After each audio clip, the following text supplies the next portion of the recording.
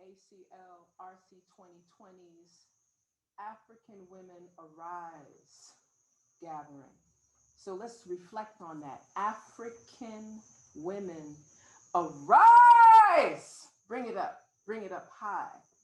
So we start, as we customarily do, we have given a voice offering, we have offered libations, even our skies here, where I reside in St. Croix Virgin Islands, has given us blessings from the heavens. I would be remiss if I did not ask the eldresses that are amongst me to give me permission to move forward in our voice offering and libation. I just need an ashe. Ashe, you have our permission. Ashe, you. Thanks, give thanks. And we are going to spend some qualitative time highlighting exactly what is part of our gathering, the purpose therein, when we refer to African Women Arise. I will not ask the youngest because I know who the youngest is. Can we continue? Yeah. Give thanks. Give thanks.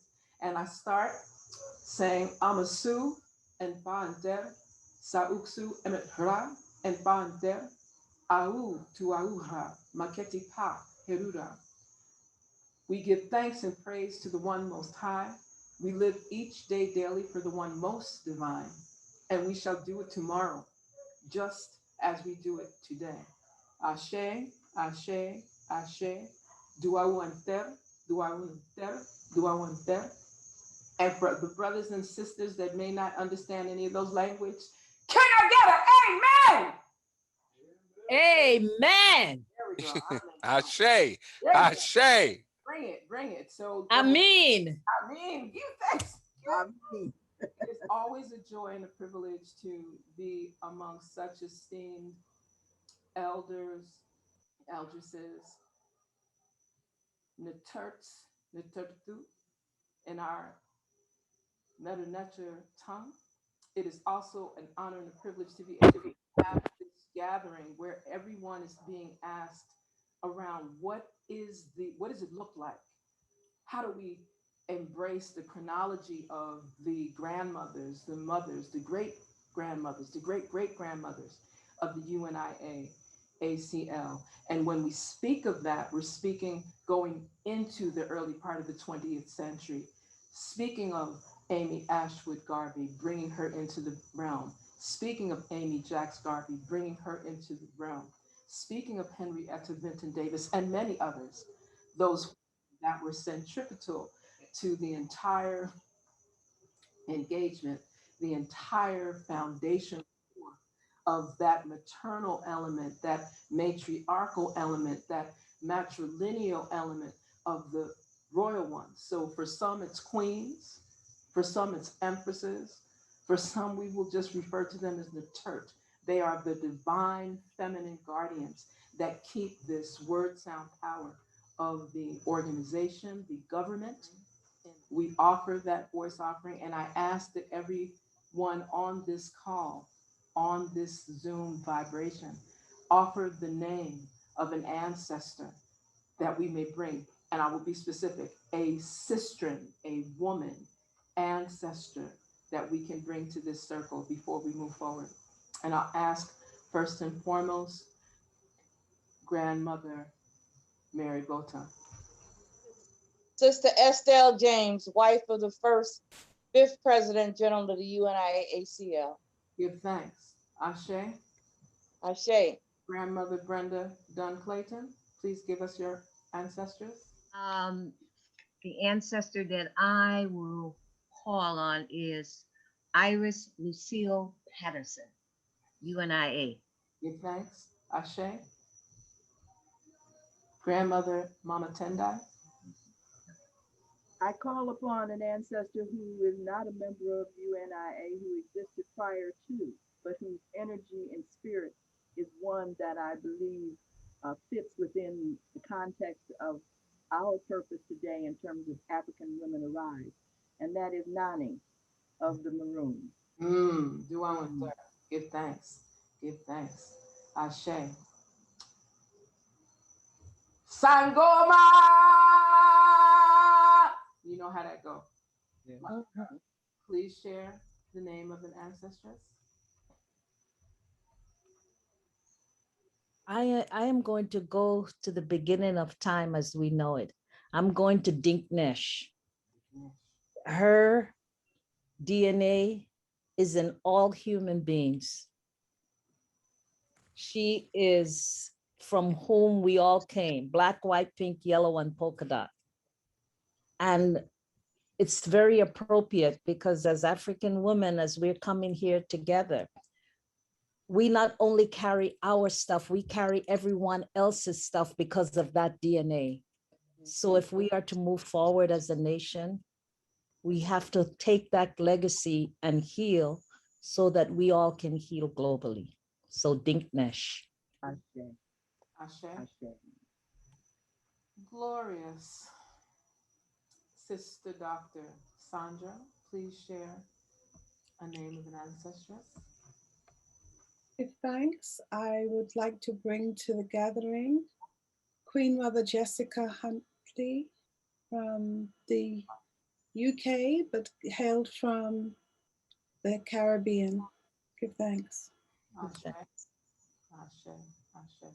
Ashe. And I will bring Defile. Defile, a hidden warrior out of Haiti, who was instrumental to all of that energy that evoked revolution, liberation, unification in Haiti. Ashe. Ashe. And with that, we're going to ask most humbly, I was made to understand who we have amongst us are just powerful women that have, again, within the UNIA ACL, and as I was sharing with Sister Dr. Sandra earlier, whether you are in the actual formal organization or not, we're all part of that African Communities League. We're all part of this African grounding of which the Honorable Marcus Messiah Garvey, alongside Amy Ashford Garvey and Amy Jacks Garvey and many others, established a foundation, a core of bringing this energy up. So part of what we'd like to do this evening is to speak first. We're going to go in that round. The intention is to get some of the chronological history linked to the UNIA, and then breaking that forward out of our respect, since this is a UNIA ACL RC 2020 event. The intention, be more specific, the sacred intention is so that we can hear from the grandmothers within the UNIA, and then bring that forward as all of us begin to share our reflections of women, African women arise. And I'm very specific, African women arise. So that was why the selections, the questions, and it wasn't a drawn out piece, so that we can have some conversation, not just discussion, not just lecture, but that we could actually have an conversation. Okay, I'm going to name my mother, she's been gone for a little over 10 years, but she was the sweetest mother ever, and I often think of her. So I bring my mother into. May we have her name? My mother's name is Ruby Lawrence. Give thanks.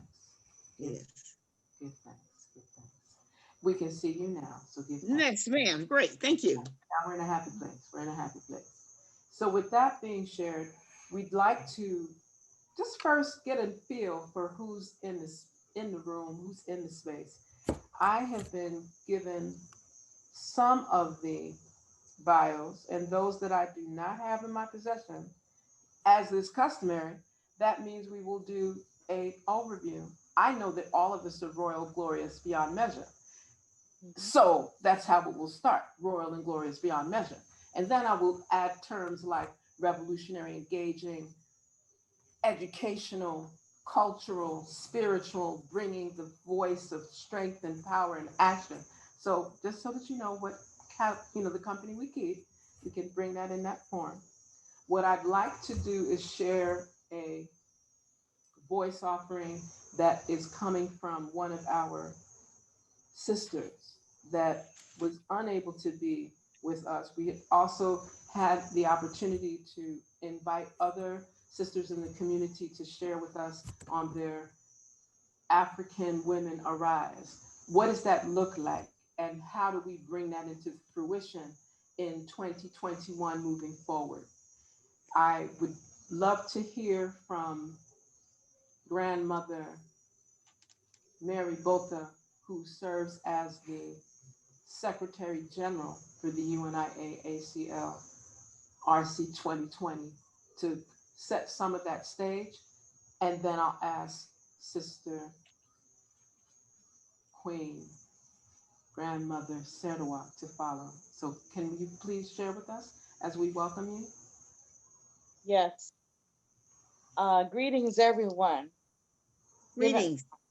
Honor to our Creator, the Most High, our President General, the Honorable Akili Nkrumah, First Assistant President General, Brother Sangoma, and the entire parent body and High Executive Council, UNIA ACL RC 2020, and especially to our President of Division 330 and Minister of Information, Baba Mosey Masamela. And of course, we have to thank our High Commissioner General of Central America and the Caribbean, who is hosting and facilitating this program tonight, Dr. ChenziRa Davis Kahina. So it is just a great honor to be here tonight. And I decided that I would share a poem with you that I wrote in honor of Mrs. Estelle James, the 5th First Lady of the UNIA, married to the Honorable Charles L. James, the 5th President General of the UNIA. This poem will appear in our Garveyism from the Grassroots in our next issue. The title of the poem is To God Be the Glory. But after I read the poem, I just have a couple of funny stories to share with you about Mrs. James. So first, the poem, To God Be the Glory. In the UNIA since she was 9, she was one of God's own divine. Committed to the UNIA ACL, she was appointed executive secretary at the tender age of 16 by none other than the Honorable Marcus Mosiah Garvey. To God be the glory. In this position, she remained until 2002, when Sister Mary Bota was given that same position too, by none other than the Honorable Marcus Garvey Jr., the 7th President General of the UNIA. To God be the glory. To Sister Estelle James, you could be in the UNIA, but if the UNIA was not in you, then you were just in the UNIA. To God be the glory. As a child, she took on grown-up jobs. As an elder, looking at the children, she sobs. But her mantra was, keep planting the seeds. She said to me, God and Garvey will reward you for your deeds. To God be the glory. Even after she lost everything in Katrina, she still had the UNIA. As she said in many UNIA meetings before, all we really have is the UNIA. And as she took her last few breaths, and went to meet her maker.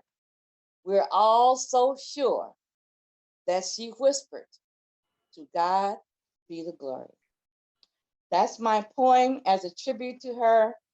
And I'm just gonna share a couple of quick stories. As executive secretary, Mrs. James was thoroughly organized.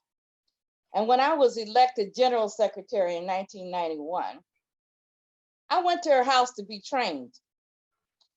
And after reviewing at least 4 different books where she kept records, I listened and I took notes, but I said to myself, no way am I gonna carry all those books. Because after all, I was young and I was cute and I wasn't gonna drag around all those books. So I said to myself, I'll figure it out, but I'm not gonna do that. And of course, I came up with my own system. But when Sister Jean Slappy, the Secretary General at that time, asked me for my report, I really got a new appreciation for Executive Secretary Sister Estelle James. That's just one short story. In 1985, when we were getting ready to celebrate the centennial of the Honorable Marcus Garvey, she disagreed with her husband, and she was never shy. She would stand up, she would acknowledge him as the President General, and then she would say, with all due respect, sir, even after we had voted to go to Africa, she said, our people can't afford to go to Africa. We need to go to Jamaica, the land of his birth. So a friend of mine who was a UNIA member, she looked at me, she whispered, she said, guess what, Sister Mary? We're gonna be going to Jamaica. And sure enough, at the following High Executive Council, Mr. James had to ask us all for forgiveness and make a declaration and a plea that we would indeed be going to Jamaica. In summary, I can have a few remarks about Miss James, but I remember maybe the greatest thing about her was when we were getting ready, she was getting ready to go back to New Orleans. She always loved New Orleans. That was her birthplace. And she told us after Mr. James died in 1989, I'm gonna give y'all 1 more year. And she said, then I'm going back home. And sure enough, on her very last meeting, we were all there.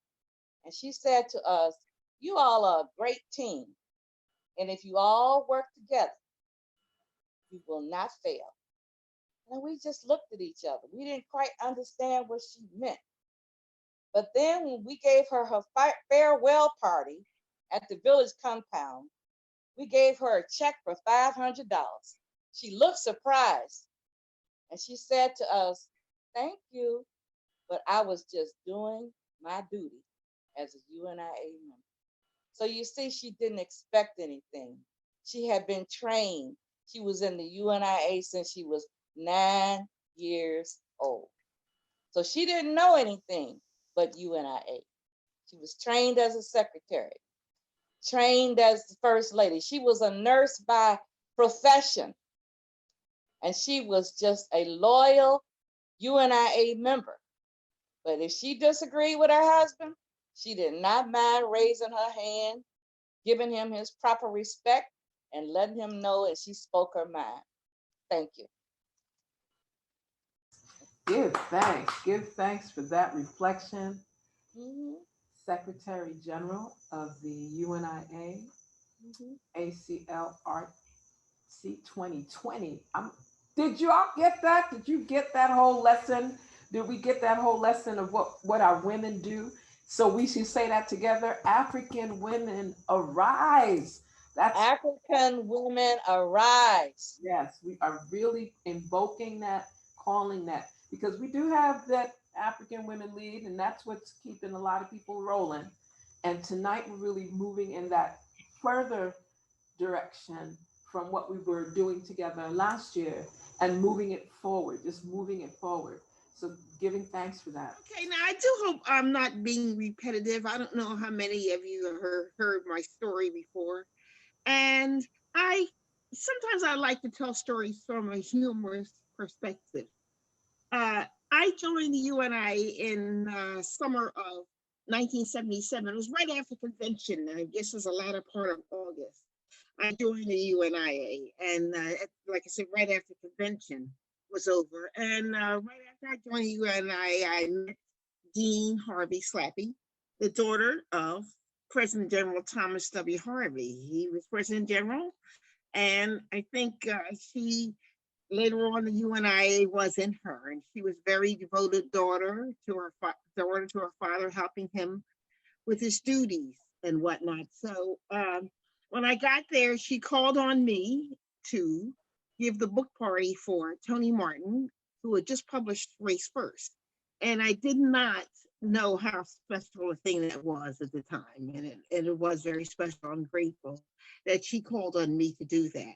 Now, I said, now on the humorous side, Jean and I both worked for the school district of Philadelphia as secretaries. And it just so happened that I got a promotion and I was going to work in the same building that she did. So if she needed me, I'd go up to visit her at her office. I don't think that when I go to see her in her office, it looked like she always had UNIA work on her desk. I don't know if she did any work for the school district. So you can say that she had her priorities straight. So anyway, she had a very funny way of telling a story. And I'm going to guess this was probably at the High Executive Council in the spring of '78. They were preparing to go to the High Executive Council. I don't remember what city it was in. I want to guess it's either Chicago or Detroit. And she had made reservations for herself and her father to fly there. And then what happened is there happened to be a plane crash. And she said it this way. She says, now I had us all set to fly, but didn't you know one of those planes fell out the sky? So, she had to cancel the plane reservations and they took the train. So it was just her funny way of putting things. But she was definitely a devoted daughter to her father, helped him. And even after her father passed in, I believe it was June, she stayed with the UNIA and she was devoted to the UNIA. So it was very special to have worked with Sister Jean Slappy. Thank you so much for sharing that. Again, let's say that together. African women arise.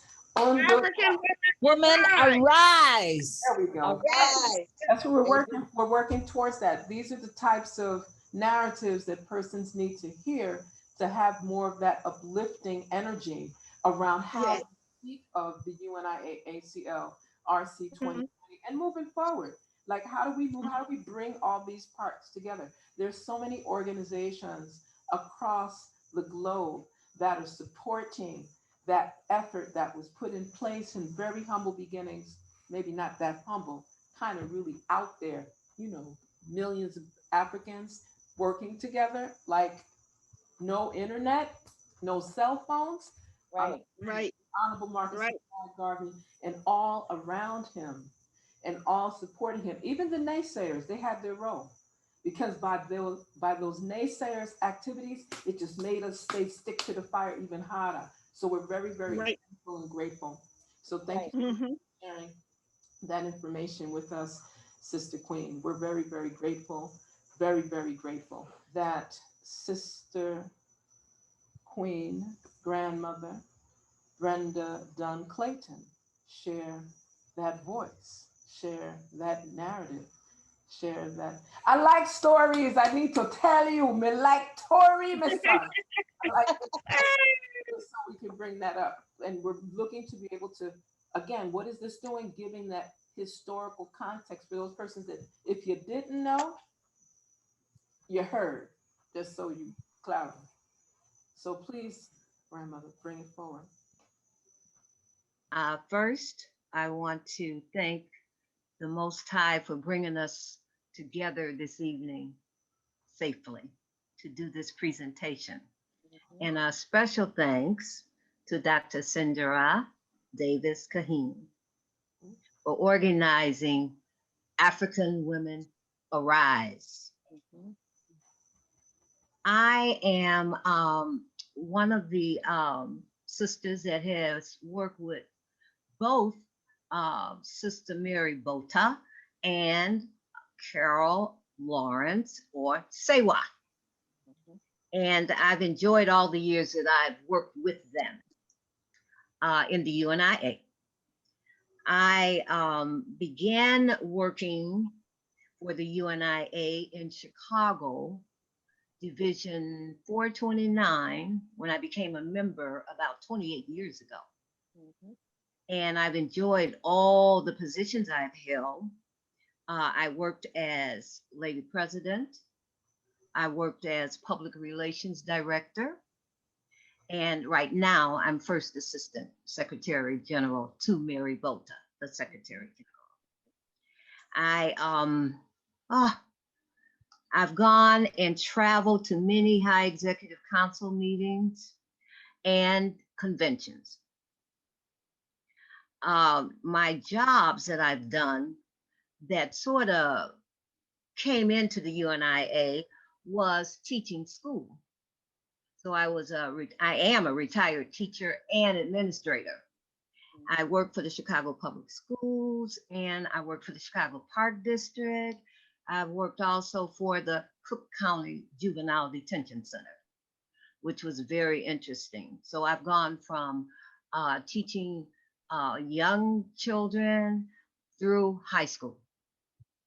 I enjoy teaching, and it seems that all the jobs I've ever had was around teaching. Mhm. One of the ladies, and I want to mention how I met Sister Mary Bota and eventually became a member of the UNIA. Mhm.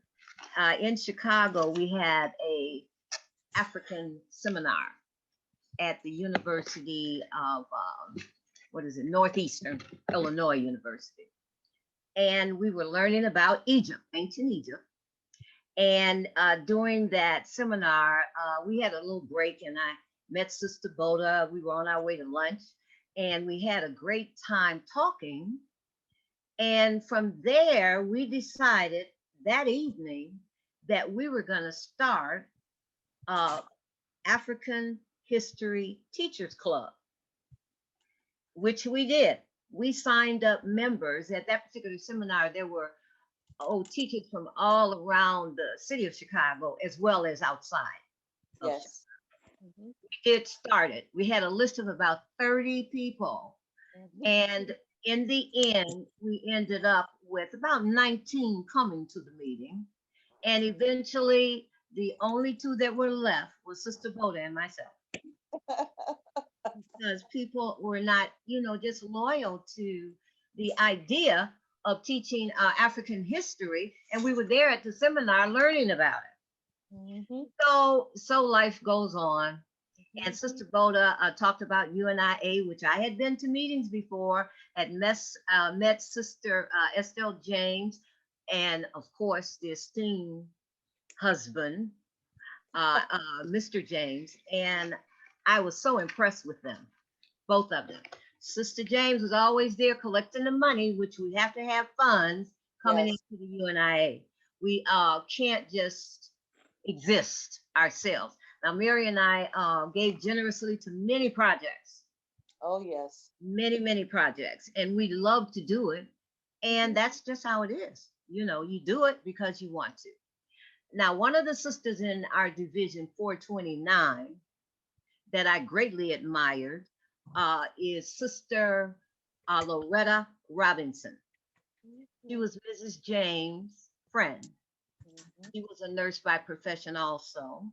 And she worked in Chicago at the historic, both of them, at the historic Providence Hospital, Mhm. where the first open heart surgery took place by a Black surgeon, Dr. Daniel Hill Williams. So we were very proud of that, and we considered Sister Loretta our Black Cross nurse because Miss James left us, and I was so sad about that. But she was going back home to Louisiana, where my family is and where my family is from, both my mother and father. And she wanted to continue to work there, which she did, because she began divisions there in New Orleans. As they moved together over the years in the hospital, I know there were many, many interesting stories that they heard about Dr. Daniel Hill Williams and the things that happened in this Black hospital. It's still in Chicago, but there are a lot of changes that have taken place. Sister Loretta was an elder member of our division, and she was a very kind woman. She was a very attractive woman, dressed very nicely, and she would give you advice, sometimes on the sideline, whether you wanted it or not.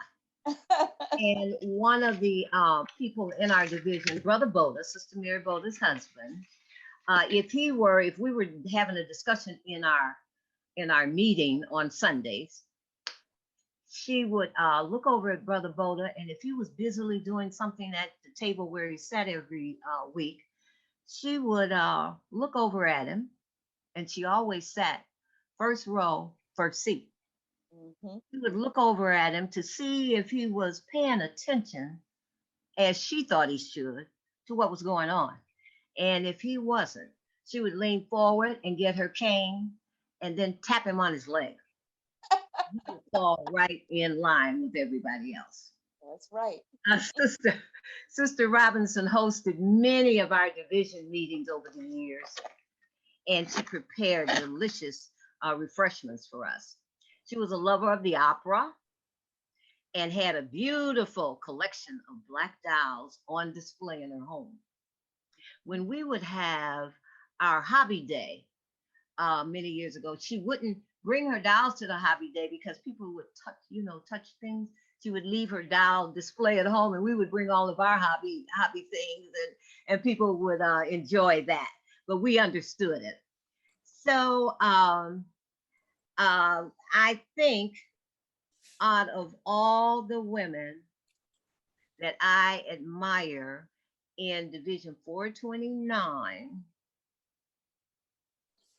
are First Lady Estelle James, she would be number one.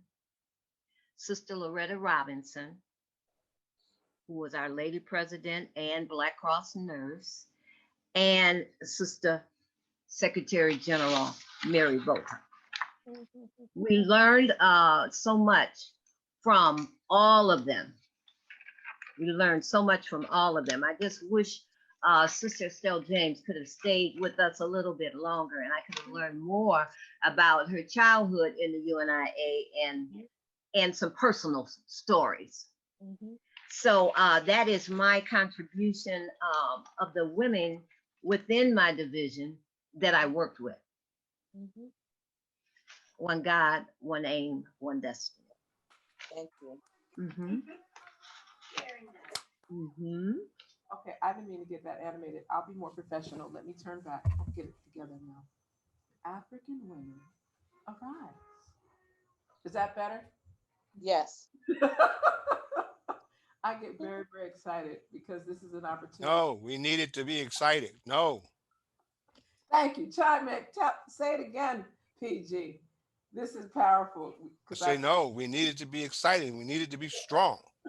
That's the lesson, is the strength. Everything I've heard is the strength. So African women, arise. Thanks off. All right. Thank you so much for just giving us that anchoring foundational piece specific to the Universal Negro Improvement Association African Communities League, RC 2020, and the historical context that each of you grandmothers of the UNIA have been able to bring. Let's give them a very wonderful resounding round of applause.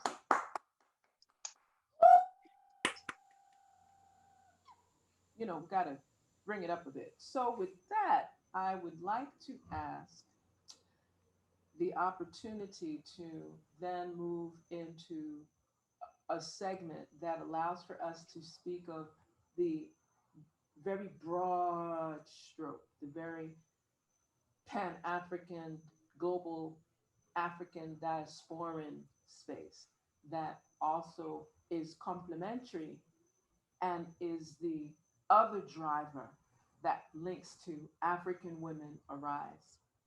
And I am very pleased to introduce our beloved, glorious sister, Sister Dr. Sandra Richards. And I'd like to do her formal introduction before the fire starter come. Sister Dr. Sandra Richards is an African-centered scholar practitioner and holds a master's degree in education and a PhD from Brunel University for her research in the area of education inclusion. Her work is rooted in the principles of Ma'at and interested in equity. Her book, The Way We See It, teases out uncomfortable historical links between school exclusion and British education policy. In it, she calls for difficult conversations, which requires moving beyond the discomfort of white supremacy to address the gap between the theory and practice of social inclusion. In addition, Sister Doctor is also the author of The Journey, a self-development workbook which offers practical solutions for healing and growing. It encompasses strategies for educational achievement, parenting, and rites of passage through life's ages and stages. Sister Dr. Sandra is respectfully addressed as Sister Doctor as she seeks to hold on to an African sensibility and connection with a global African village and accept her status as researcher. Much of her recent work in service to the community has been linked to empowerment conferences in the UK, Caribbean, and the States, where participants are actively engaged in the business of self-knowing and self-healing. She has been the featured speaker for many years at the annual UK Day of the Goddess event of workshops, speakers, talks, dance, and entertainment, where women meet together to work together, laugh together, cry together, and heal together. Sister Dr. Sandra Richards left the UK in 2008 to join the University of the West Indies. Prior to this, Sister Dr. Sandra lectured in social policy and was a community activist promoting inclusive education, especially for marginalized African diaspora communities with heritage rooted in the Caribbean. Sister Dr. Sandra is particularly passionate about education and social justice, demonstrated through her student-centeredness, outreach, and activism. Sister Dr. bravely seeks to rupture Eurocentric and Asiatic norms by daring to position personhood as a new normal, informed by African ancestral sensibilities, fused with Eastern and Western assigned methodologies.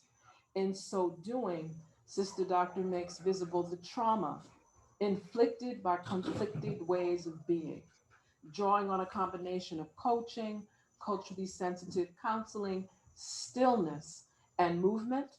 Her approach introduces unconventional methodologies to recalibrate our spiritual center and undertake a purposeful life journey.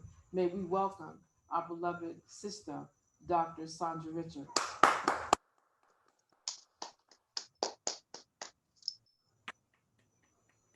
Give thanks.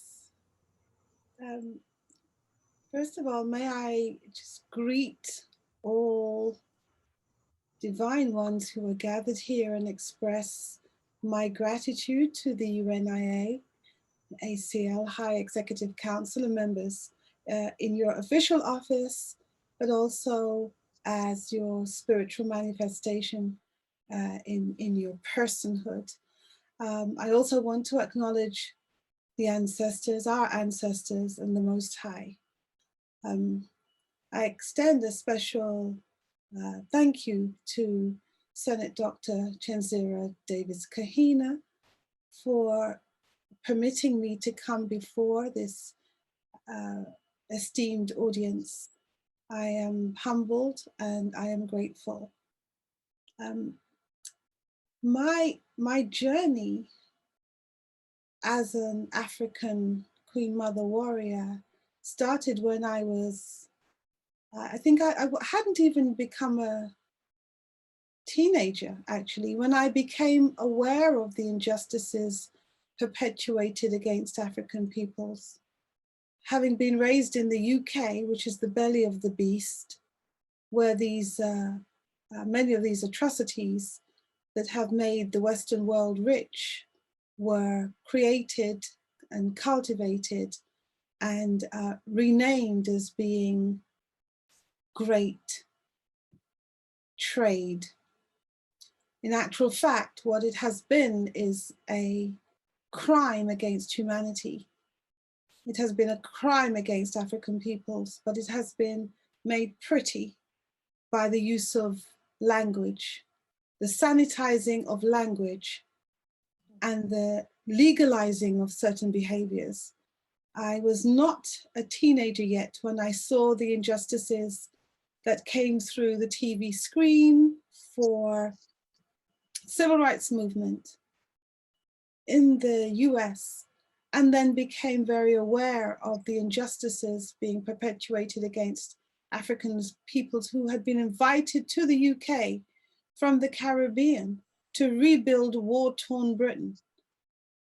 I then became aware of ones such as Angela Davis and began to fashion myself on this woman called Angela Davis. And my mother was having kittens, and she is not a cat.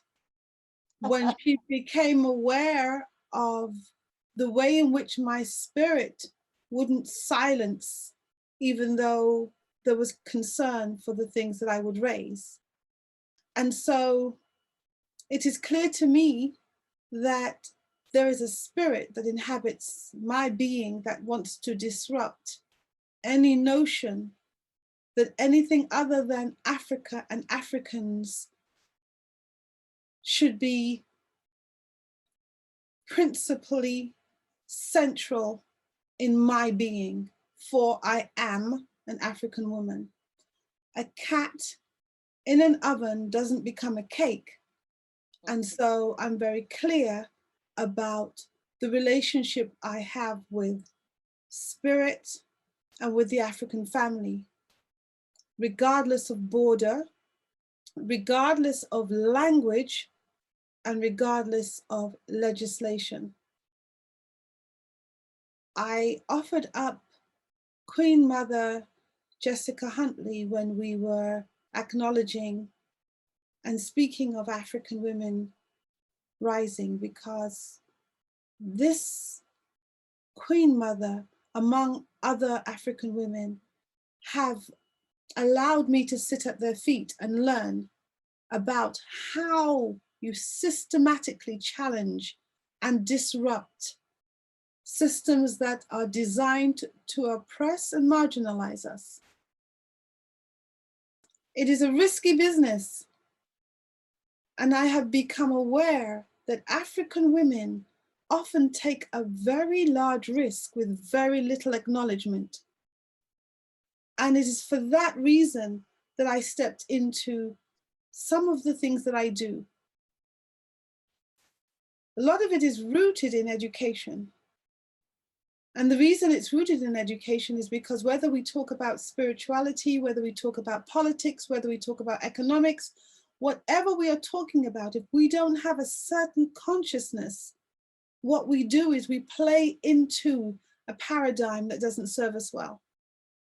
And so education is where I root myself. But I am very clear that I am grounded in a spirituality and in an activism that cannot allow us to become distracted or indeed weary. And so being invited to be among ones such as yourselves is a call that I couldn't resist. Because when you are called, you must respond. And so I am grateful to be in the presence of grand, great Queen Mother warriors, members of the UNIA, ACL, and I look forward to being able to make some further contribution as the evening proceeds. I give thanks. Thanks. Thank you. African women, arise! Yes, yes, yes. AfRaKan woman, arise. African women arise. And I give thanks for that sharing, Sister Dr. Sandra, and we recognize that you are up quite late because you're on the other side of the Atlantic. We're very grateful. It's been going on all day. Yes, it is minutes to 1 o'clock in the morning. Yes, so we're grateful. We're grateful. We're grateful. And with that, I'd like to move into our next presenter. And I am always appreciative. Did you want to share that now? We would like to share a short infomercial just to keep us in delight. So it allows for us to do some things in the background. We're hoping that persons that are listening, we're looking for commentary on any of the feeds, whether you are looking at this live on the ChenziRa Kahina page, which has already been pushed to the UNIA ACL RC 2020 page, as well as the UNIA ACL La Otra 330 page, and we're putting it in different networks. So we're hoping that persons are sharing some reflections, some comments. If you have questions, if there's something that really resonated for you, because this is a way for us to bring together African women. All right, really bringing it upward. Yeah. So are you ready? Thank you.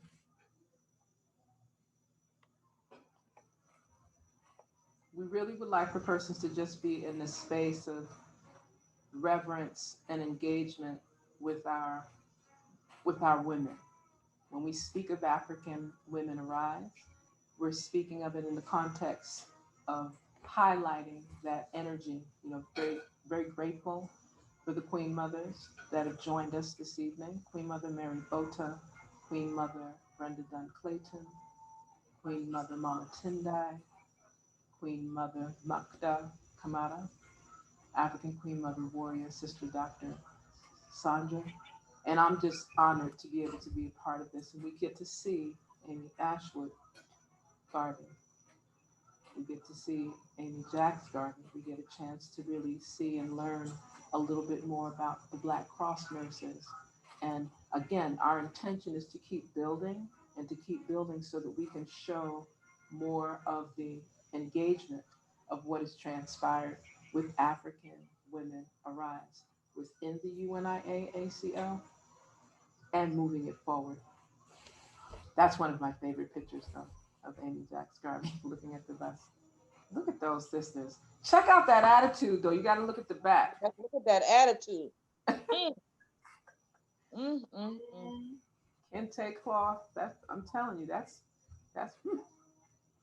deep. And to seeing our sisters alongside our brothers and with the pride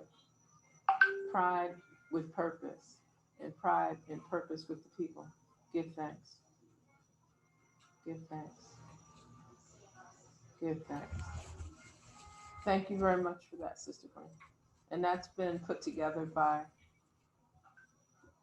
Sister Queen, one of our young Sister Queen mothers, Dara Monifa. Thank you very much, Mom. Appreciation, Reginald Cyntje, the sound good to hear. Okay, so I'm not sure if you all were able to hear the music, but the sound that's accompanying that is made possible by Reginald Cyntje, one of our wonderful, wonderful musicians. He actually is in the Maryland, DC area and hails from right in the Caribbean and grew up right here in St. Thomas, Virgin Islands. So we were giving thanks for that sound piece. And that's something that Facebook can't take away from us. We have permission. We got permission. So with that, again, let's say it together. 1, 2, 3. African women rise. There we go. So now we're going to go to our next present and speak of. And I'm grateful. I'm grateful for being able to have this opportunity to share. And I will, and I like that she gave me what I consider a short piece. So right before I come to our beloved sister queen, grandmother, Makeda, Kamara, I'd like to read a statement that came from one of our sisters who had intended to share with us this evening, also on the other side of the Atlantic, African Queen Mother Warrior, Isis Amlak. And I just want to share what she brought forward. I don't know if this is too late, but here's my reflection on situations. In the UK, the recent reaction, quite rightly, to the brutal murder of 33 Sarah Everard, a white woman whose remains were found following her kidnap on the 3rd of March by Wayne Couzens, 48, a serving Metropolitan Police officer, has yet again demonstrated the huge disparity in the way that violence against and the murder of African women is treated. The murder was catapulted into the public arena, became a major talking point, and led to a huge outpouring of grief and rage at a now infamous protest against violence against women. Hundreds of white persons gathered and took part in a vigil and made their voices heard in of this brutal attack by police. This incident drew further attention for Sarah's case. However, when sisters Nicole Smallman and Biba Henry were murdered last year, the response was very, very different. The disappearance of the sisters, women of African heritage, was not adequately investigated. Their mother had to coordinate a search operation on the weekend that her daughters died, and it was Nicole's boyfriend Adam who found the sisters' bodies in the murder weapon. As horrific as the murders were, that two police officers took selfies with these African women's bodies. Their faces were in the photos. Mrs. Smallman, the girl's mother, said, "Those police officers dehumanized our children. They were nothing to them. And what's worse, they sent them on to members of the public." Yet the Independent Office of Police Conduct said the pictures were allegedly shared with a small number of others, quote unquote. Mrs. Smallman said, and she quoted her, "If ever we needed an example of how toxic it has become, those police officers felt so safe, so untouchable, that they felt they could take photographs of dead Black girls and send them on. It speaks volumes of the ethos that runs through the Metropolitan Police. This has taken our grief to another place," unquote. The two officers involved have been arrested, but there was no public outcry, no mass gatherings, no call for the nation to light even a candle for Nicole and Biba at 9 p.m. This disparity is yet another example of how the African personhood is not valued in Britain in the same way in which we were dehumanized during our enslavement, designed chattel, so we continue to be afforded least dignity and respect than a white woman. Hence, this is yet another glaring example of why our struggle for liberation is not the white woman's feminist power struggle with the white man. Once again, apologies for not being able to attend. I'm having to finish something and get an early biogas. I have to be up early for a commitment. Peace. African Queen Mother Warrior, Isis Amlak. I'd like us to give some energy to our sister for just sharing that truth, that story, that narrative, because she could have replaced that story in South Africa. We saw that, we've seen that as recently as this year. She could have said that in Nigeria. That's why the women of Nigeria have taken to the streets for the same reason. She could have said that in Central America. She could have said that in Ecuador behind the execution of a Garveyite in Ecuador, Mirabel Pinto. Okay, she could have said that over and over because there was no outcry. And we hear it, the same thing is happening in the 48 contiguous. So when we're saying African women arise, it's time. Yes. Okay, it's time. It's So time with now. that, I take a moment. Grandmother Sangoma, Queen Makeda Kamara. A brief introduction. Makeda Kamara is the descendant of a captured African ancestor who provided free and cheap labor throughout the Caribbean and Central America. Her ancestors went from the sugar plantations of Jamaica, Barbados, and Antigua to Cuba after the successful Haitian Revolution. In the 1850s, her great-grandparents moved to Panama to construct the Panama Canal. Her parents were born in Panama. Miss Kamara moved to the US to attend college in the 60s and became an activist in the Black Power movement as a member of the Black Panther Party. In addition, she, along with other Black students, revolted and fought for the establishment of one of the first African American studies programs at Brandeis. In 1972, after completing her undergraduate studies at Brandeis University, where she majored in the African Studies program, she moved to Tanzania, to teach under the great Pan-Africanist Mwalimu Nyerere liberation schools. She was further schooled whilst there by ancestor Dr. Walter Rodney, who was teaching at the University of Dar es Salaam while completing his classic How Europe Underdeveloped Africa.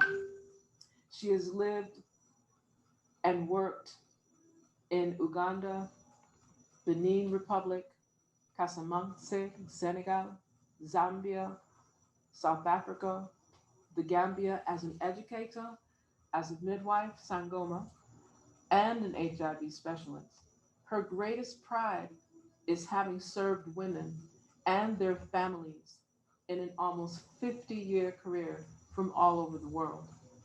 She is dedicated to humanize birth, saving the planet from ourselves, ending misogyny, monopolized capitalism and racism.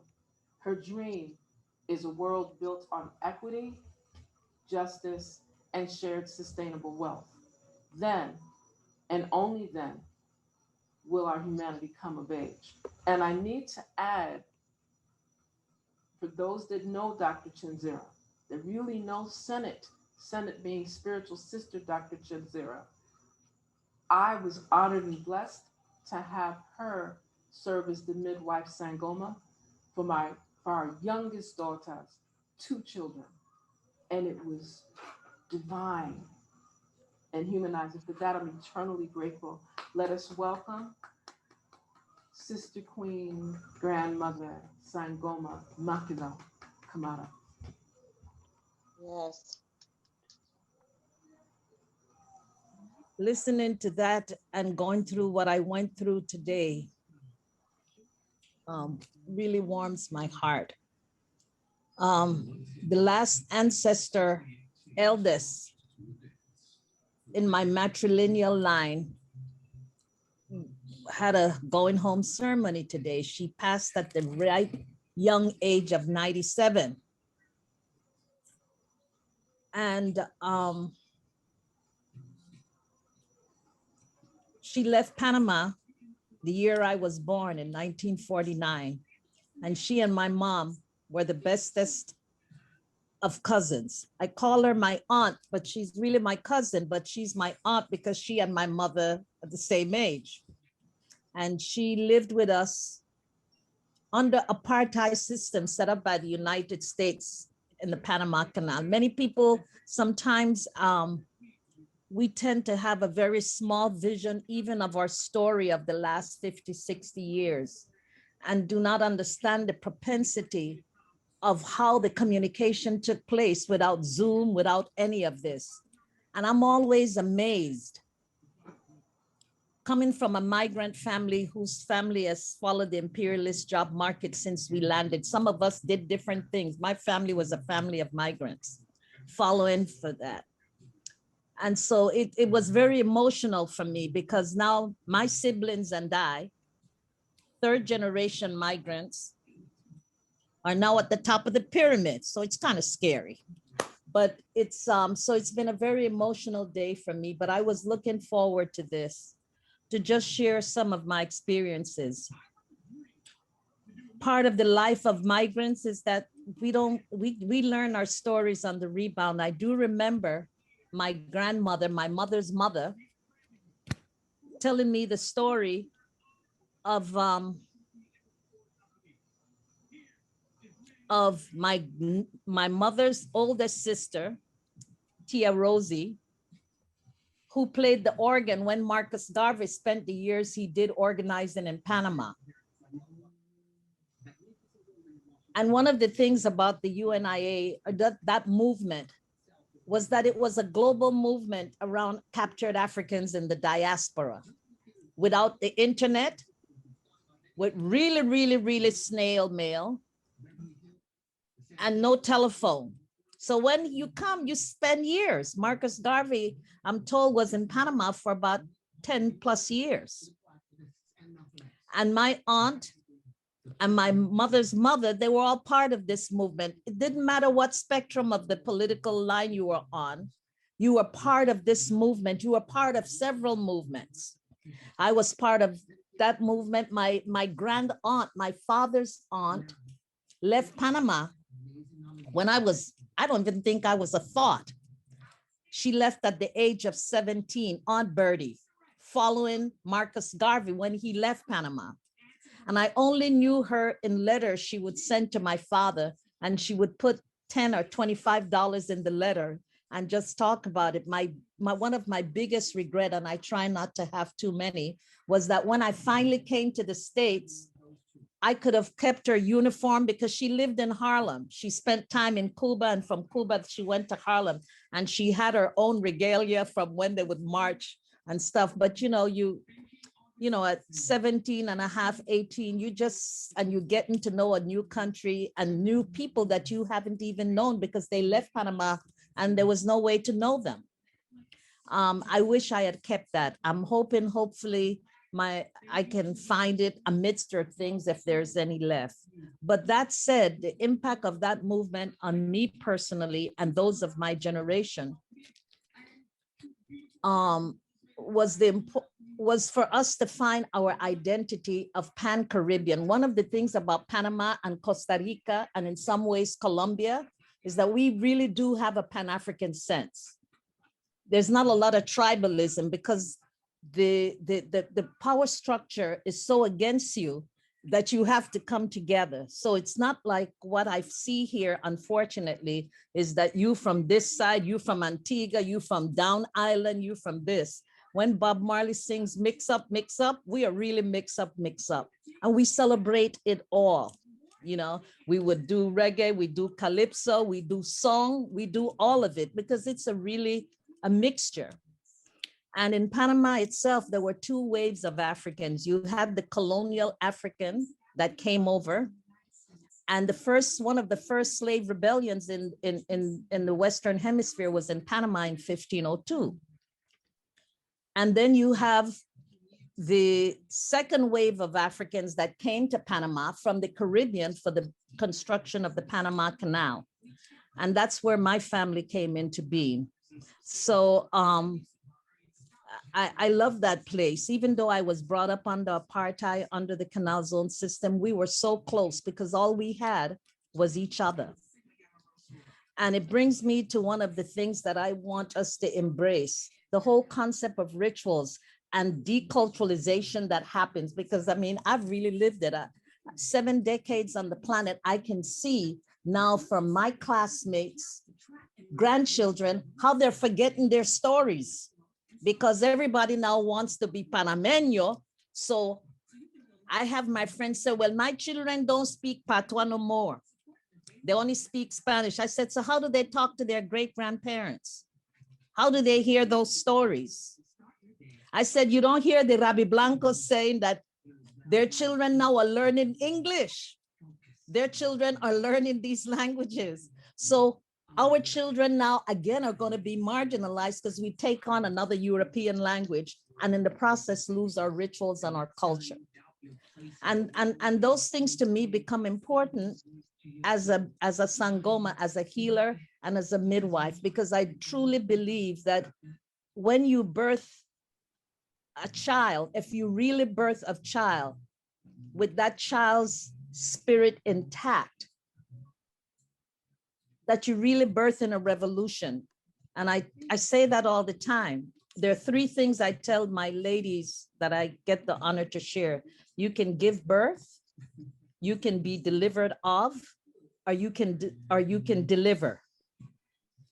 But very few people get to give birth. And that's very, very important, but that's for another conversation in another time. But and I don't want to tarry too long, but I just simply want to say I have been blessed with having myriads of experiences. Walter Rodney really schooled me against being a crass nationalist. He really schooled me. I was a young girl, 21 years old, think I'm going to fight in the liberation schools after being in the party and in the African Liberation Support Committee. I'm going there to do this and to do that and da da da da da da da. And he taught me not what to think, but how to think and how to look at us as African people in a very systematic way, because Africa never got to be nation states. And this whole idea that we think about all these different things, there were Yorubas, there were Igbos, there were these different ethnic groups. So it wasn't that concept that we have as African people, even amongst clans. I mean, the Fantis were capturing the Ashantis and Shantis capturing this. All these things were going on because we got out of our own history and got into other folks' history. So we never really developed into nation states of our own.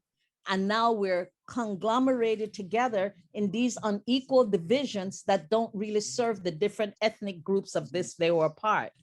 And Senegal is a classical example. Gambia was built along the river. The Gambian River was given to the British by the French. So you take the country and cut it. And so for you to even get from Casamance, which feeds the north, which is nothing but desert, you got to go through this. So, these borders and these different things are very important, which is one reason I really have big respect for Nyerere, ancestor Nyerere, because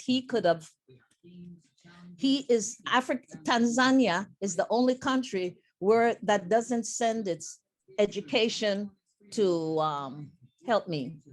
to the O levels or the A levels in Britain. Okay, are the French, they go and get their back. Nyerere said, no, the East and the West starts here. Even the way you tell time, you don't get up and say 6 o'clock in the morning because the sun has only been up 1 hour. So he really reconstructed African culture and belief systems and tried to ingrain it into the culture. And the sister Sandra, you would like this. What he did was that in the process of doing that, he invested in education from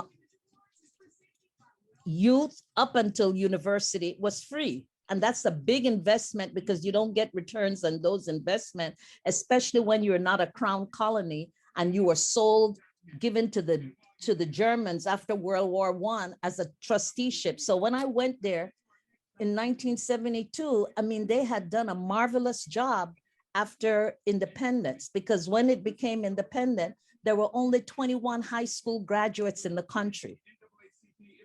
And so as a teacher himself, he was invested in education, but that education had to have an African twist. So you can't have the British say, well, you got to get A level or O level. No, it's here.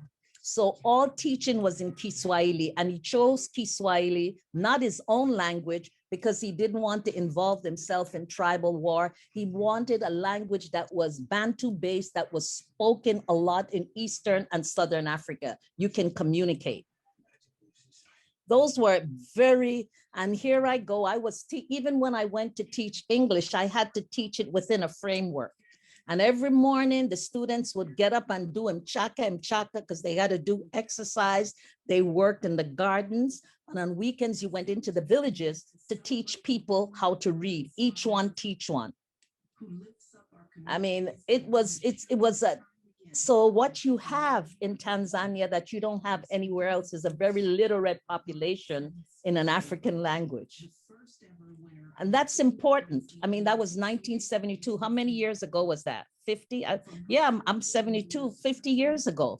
And it has changed, but it was the basis of what happened. And that's the basis of Tanzania. So, and I met a lot of revolutionaries. And then I moved to Uganda, and it was there in Tanzania on the slopes of the Kilimanjaro mountain that I was called to midwifery.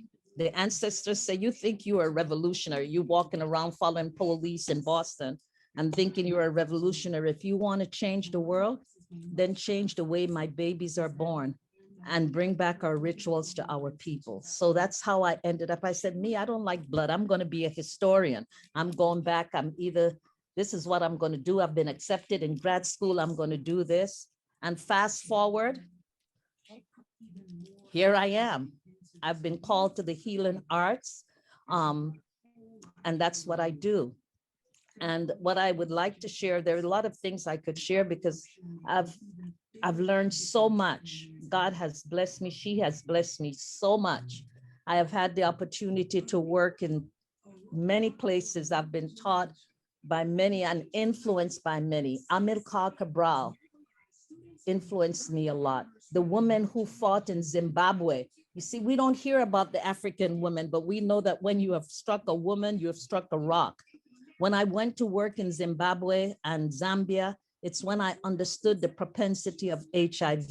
So it doesn't matter to me where it started. The fact is that when you see thousands and thousands and thousands of children roll in the street because they've lost their parents, that was when it hit me. This was 1995. Man, this stuff is real. And there's a term we have in Panama that's called dongro. And I saw children that looked like they were 9 or 8, but they were 15 or 16 because they dongro. And then I looked at what I was being paid to do a 2-week workshop by the Zambians. And then I saw all these expats, white expats from all over the world. I said, Dag, it was one of the first times they had even had a so-called Black expert. And I said, this is really crazy because, you know, we say all these things, but we are not the ones that are there in positions like these to interact and to learn. And so I had that experience and I learned a lot. And the money, some of the monies that I was paid, I left to pay for the education of about 3 or 4 kids. It was just, I mean, the salaries they make and the things they do, but they're not designed to create any real change. And I went to Zimbabwe and I went to the sisters, many of whom had fought in the revolution. And they said, we are forgotten outside after we carried the sisters that were burned on their arms, because when Babylon came, they had to take up the hot pots and create an environment so their tracks wouldn't be followed. And when it came time, after the revolution had been supposedly won, women were relegated in a very misogynistic way. Even some of my comrades from African Liberation Support Committee who had gone, now I'm gone to South Africa. One of them, even though he's an ancestor himself, said, we can't even deal with this man-woman sexist stuff now. We have something to do. I said, but you reproduce in the same systems. Mm-hmm. And we as women, we carry the pain of that in our bodies. And if we are really to heal, because we're not only carrying our stuff as Black women, we are carrying the problems of the world because Dinkinesh is in everyone. And it is carried through the mitochondria of the DNA in women. Not through the men. The mitochondria is the energy part of the cell. So if you are carrying your stuff, your pain, and everybody else's pain, we understand why we have the highest incidence of maternal mortality, not only in the US, but a lot of places. Black babies are dying, Black women are dying. Sexism and murder of women has become commonplace. And so while all this nationalist stuff is all good, it doesn't speak to not all Black folk are king folk, not all this or that. We have to address this. We cannot be, as Walter Rodney told me, you can't be a crass nationalist or an armchair revolutionary. You got to get your foot in there. And so I come to this in a very, I'm an instrument of the women I have been honored to serve from all over the world, Black, white, pink, yellow, or polka dot. But I livicate most of my work to women of color because we're sick, we're suffered.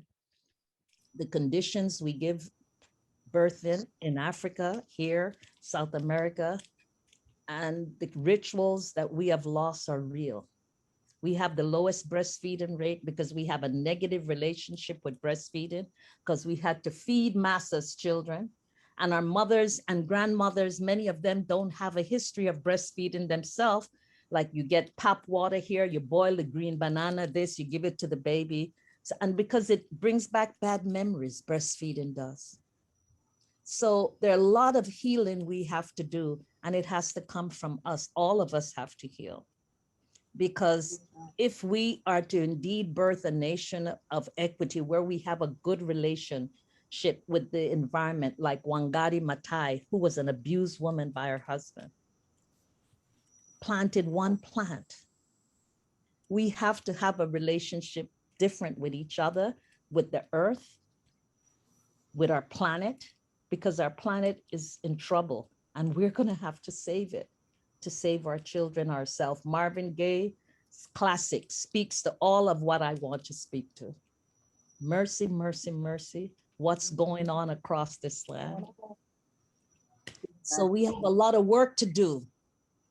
We have a lot of work, and while all these things are important, we have to do the work and work on creating rituals.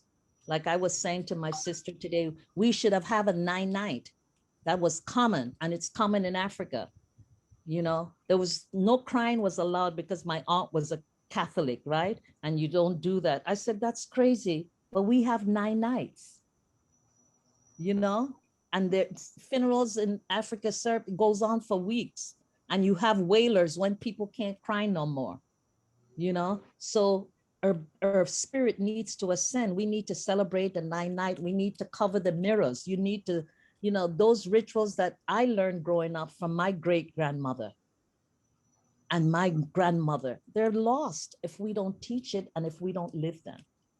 And then we're constantly recreating. So I am not going to tell any more stories. I could share so many, and I'm very passionate about this because when you give birth, as I say, you're not only birthing a child, you're birthing a teacher,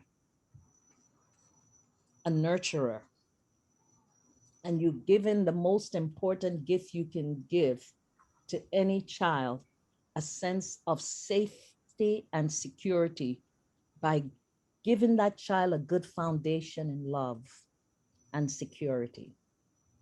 Because we are all insecure, we have lost that. Because we've worked for everybody else and not raised our children. Thank you. Give thanks. Yes. 1, 2, 3. AfRaKan woman, Right. rise. Yes. All right. So we've covered a very broad stroke of what's taking place. We've navigated some of the challenges that are impacting each and every one of us and how we can move this forward so that we authentically have deliverables, action items that we are able to do to help with the birthing, restore our educational systems, navigate the resources that are essential to restore balance and order in our communities, to address the brutality, to transform, better term, eradicate this misogyny, this sexism, this frequency that is dismantling the very core of our humanity. And with that, I'd like to welcome a sister who I had to be reminded that I already knew when I was a teen.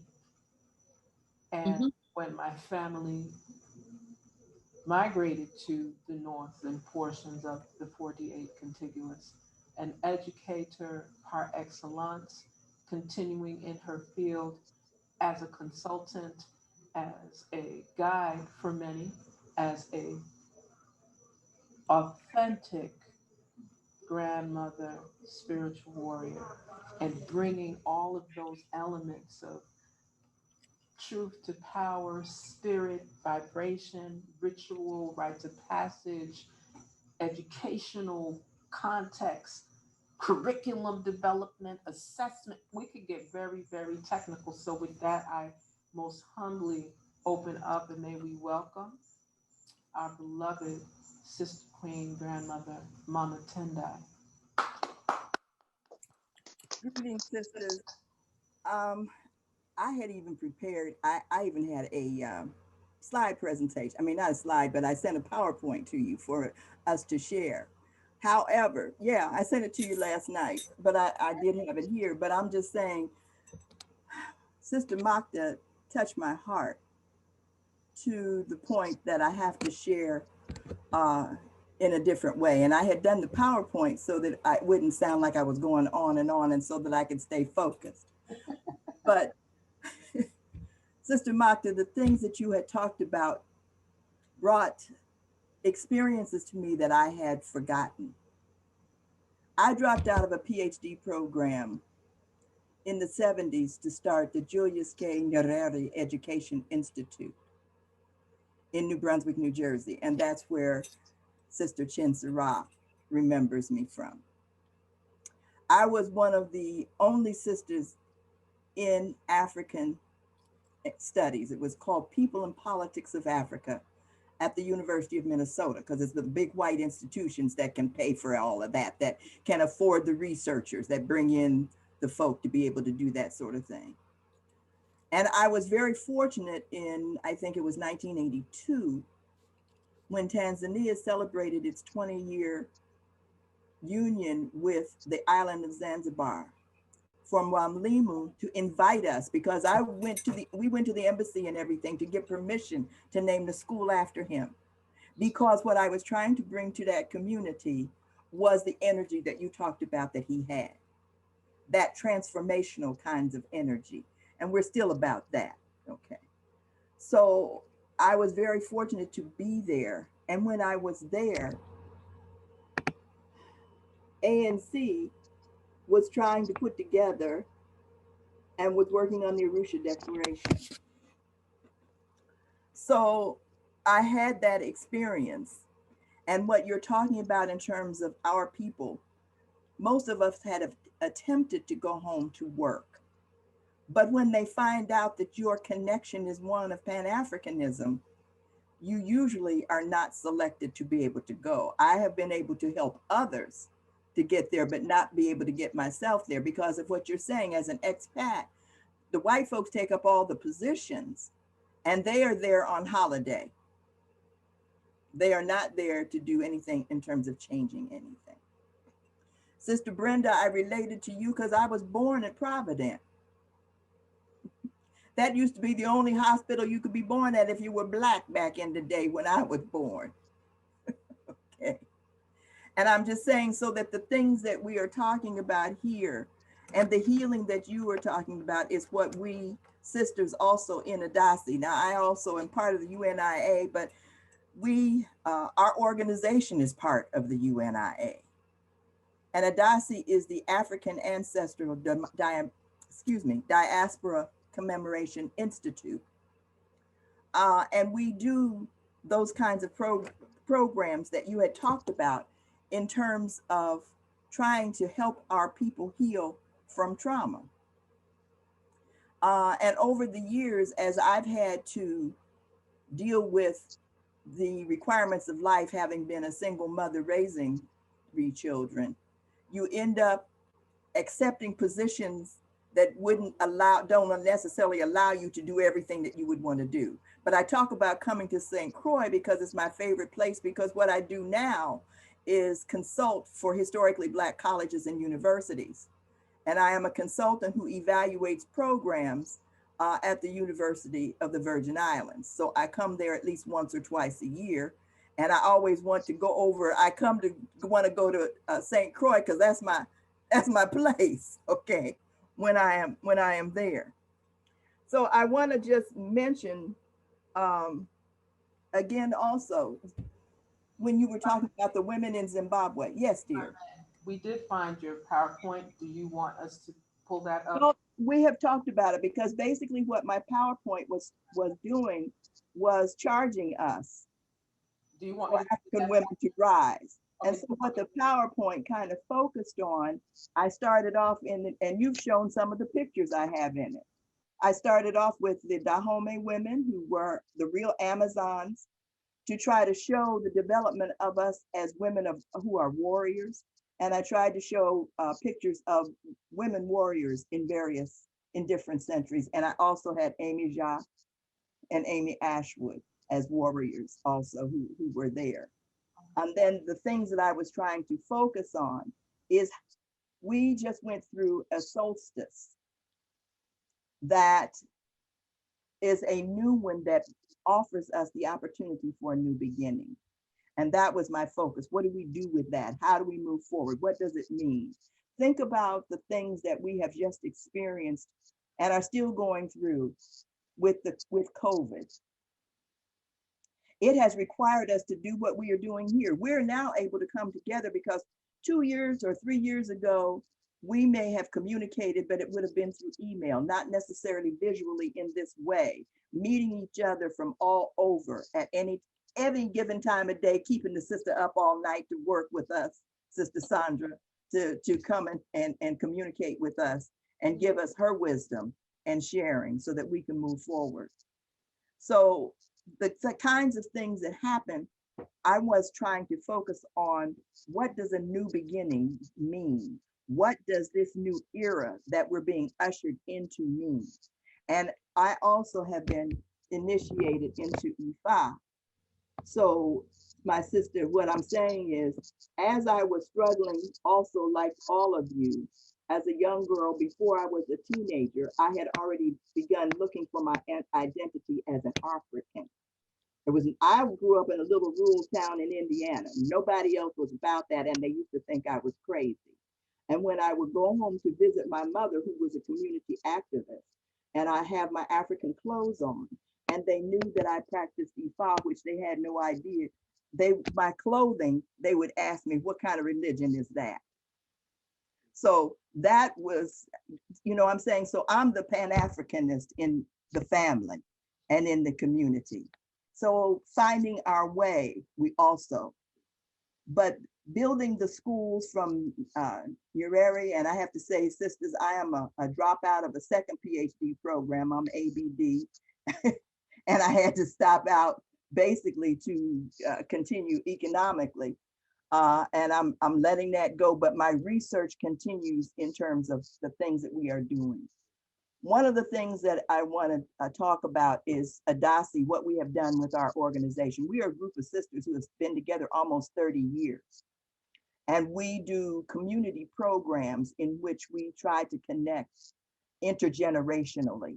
So we're trying to bring the youth in to connect with the elders. And we're also, I have been pushing us to focus on trauma and various forms of healing that we can bring to our community. How do we heal from the trauma? I just wanted to share with you, as you were talking about what the women have gone through. One of the things that I too am an African historian. One of the things that I had gone to and studied and realized, and it didn't, even reading it, and reading, if you're a historian, you feel it when you read it. You can see the experiences jump off the pages, and you can envision exactly what our ancestors have gone through. But until I went to Charleston to see what was there, and I'm talking about where they used to, because US is the only place where they did that, and that is the breeding camps, the breeding places. To understand that when an African woman was brought to an African man, that they both were blindfolded.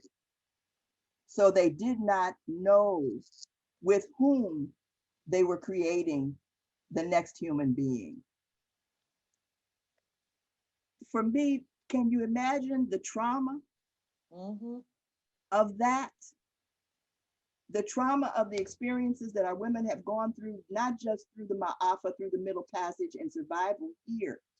And the example I would often give too is of African women who were pregnant, for example, being required to stand in the front if a Black man or child or woman was being beaten or had been captured because they tried to run away or done anything of that nature, and had to stand there on the front and could not make a sound lest they also would suffer the same fate. Can you imagine what that trauma is if that's your loved one who's hanging there? So what I'm saying is we have given birth to trauma. Sister Makeda, you know what I'm talking about. So we are conceived in trauma and given birth in trauma and continuing the trauma. So we have to, at this new era, unravel that trauma and identify the ways in which we can heal and come together for the next. And I just want to share what I'm talking about in terms of pain. When George Floyd was murdered, the only thing that I could do was to write. It affected me in such an emotional way. He was my child. He was my husband. He was my brother, being tortured in front of me, and I could do nothing. And so I tell people, if you understand spirit, you know that when that man cried out, he cried for his mother when in his last breath, and she came for him. And that opened up a new portal of energy that we are living in now. And what I mean by that, you think about what happened all over the world after his murder, where people are still marching and walking. So I just want to share this with you since we're not doing that. And then I want to share some practical things. I said, dear family, I need to take a moment to speak with you as I'm trying to remain focused upon solutions to our plight as Africans worldwide, and especially African descendants of those who have survived the Ma'afa. I feel the pain of hundreds of years as I experienced Brother George Floyd's murder in broad daylight and in front of other Africans. I am traumatized, and in that trauma, I am reminded that this act of inhumanness continues as an act perpetrated upon our ancestors as they were being taught to accept their captivity and succumb to their new enslavement, to become the backs and the workforces that made the economic system the world lives in possible, and to make it successful. Our ancestors have been with us all along our journeys, individually and collectively, and they remain with us now. Perhaps these reoccurrences of trauma is a reminder of their own personal experiences that we can now feel personally, no longer desensitized for the centuries of attacks on our Black bodies, since we were forcefully taken from everything that we knew: our families, our loves, our homes, our cultures, our friends, our lives. The traumas experienced turned many into non-humans, void of feeling for self and others, while still others accepted mental illness as a coping mechanism, and still others hated their Blackness as it seemed to be the reason why they were being treated less than the beasts of the field. We are reliving their trauma that began with their theft from other Africans, to be kept in pens like pigs and cattle, or in dungeons that doubled as marketplaces and churches. Yet those who survived no longer whole, but survive nonetheless, are our ancestors. They survived the Ma'afa, Jim Crow lynching, and once again to witness the pain of living Black. They provided the foundation of modern medicine, unwillingly, yet without recourse, to become those experimented upon to enable others to learn how to develop solutions to the illnesses of mankind. And now we are here once again, being victimized, traumatized, and murdered like our brother George Floyd. Our outrage, our pain, our anger, our confusion, our need to have a resolve are manifested in a need to fight back, to break something, just anything, something to help take the pain and the sense of hopelessness away. We cannot change the past. We cannot take the hurt away. And perhaps we need not do so if it helps us to move from complacency into action. And that's what I mean by the new era. The past is the history from which we can learn, that we can use as examples to dissect and to propose differing strategies for a future that we can make brighter than our past from the Ma'afa. We have the resilience, the strength, the wit, and the capability to look at our plight today, face the viruses killing our bodies, as well as the viral society killing our bodies. And as the world works to create a means of inoculating mankind, to enable us to live alongside COVID-19 and not to succumb it, so we can truly understand that this current Eurocentric world has no place for an independent, strong, resilient, and focused, future-minded African. Thus, we begin by understanding so that we will be the vaccine against all that is killing us as a people worldwide. Our ancestors are with us. We have never been alone, and we will never be alone.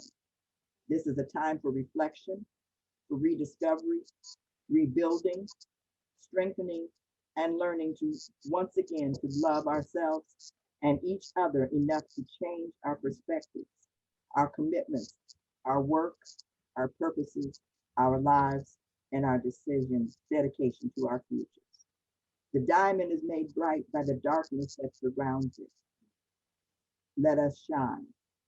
Even in the darkness that surrounds us, our ancestors made us for this challenge. Knowing they guide us, if we listen, we can be all they envisioned that we could be. Ashe, ashe. Say, African women, arise! African women, rise. Rise, we rise up. Right. Yes. We rise up. Yes, we do. Right. So we're tired and Time. we gotta heal so we can Ashe. rise. Until we heal, sister, we have to black paint. It only looks like we're not hurting. Yes, we know how to mask it, Yes. but we also have to deal, like I'm saying, with the root cause of it so that we can begin to deal with ways. You know, the last few programs that ADAACI has done, the one we did for Black History Month, celebrating the 400 years here. What we did is present different forms of addressing our trauma. So we had music, we had poetry, we had a brother who lectured with us on persistent enslavement trauma, as opposed to post-traumatic slave syndrome. Mm-hmm. We dealt with persistent. We also dealt with the trauma of education. So we addressed each of these areas in our program, and how we offered solutions in terms of how to heal in each of these areas. So we had a lengthy video from Sister Ayo Handy, which is the way that my presentation ended. Ayo Handy is the person who created Black Love Day, and she's a breathologist. So we offered breathology during the time that we were having our program, and we actually went through the ritual. So it made me think of what you're saying in terms of ritual. And as an organization with the ADAACI, we do an annual going to the river. Yeah. And we take people we call it the river walk. And it is a ritual where we go to the river, and I usually have folks do a cleansing, We make an offering to our ancestors who came through the water. We make a reconnection of the water to our beings, you know, because that's the ambiotic fluid from which we all come through in order to come here. And so we have worked with a group of like-minded people, and we are trying to create an international day, not just the one the UN had on the 25th, but our own international day of remembrance of our ancestors who survived the Ma'afa and those who did not survive. So we have, because we have to pray for their souls so that they also can make their complete transition. So I thank you, sisters. I went completely off of where I had intended on going. And if we do come back, I will at least share with you what Sister Paula Coleman and I pulled together in terms of practical ways in which we can address some of our experiences in this new era. Thank you, sisters. Give thanks. Let's give a resounding round of applause to our beloved sister, Queen Grandmother. Thank you. Tendai, giving thanks. Thank you. Thanks. And I'm going to ask, as we're moving forward, there's a couple of pieces that people have shared. The PowerPoint had you definitely shared that, Mama Tendai, in terms of the key points. I just know it's really important for persons to also have those visuals. So some of that we're going to still, you know, start to just share so people can just see what was in the content, if that's all right with you. As well as there's a short video that comes from Sister Space out of the UK, and Sister Dr. Sandra was kind enough to share a version, and we were just having some issues making it so it was large enough inside of this platform. And we're going to do our best to be able to share that type of content as well. And I encourage all of the presenters to at least put an email that we can have persons that may have questions for you that go beyond our time shared here tonight, and so that we can at least keep this conversation, this living versation, moving forward. And as we've been exposed to quite recently, let us begin to navigate very clear deliverables. What are we doing? When we say African Women Arise, what are we building? What are we creating? What are we designing? What resources are we generating? And how are we addressing policy change, forms of security protection, so that we can at least cut into this frequency of the total disregard, outright disdain towards African women, so that we can protect ourselves. Like many of us, we're martial artists. So we're looking at this from a place of being able to not just self-defense, defense and executive security, period.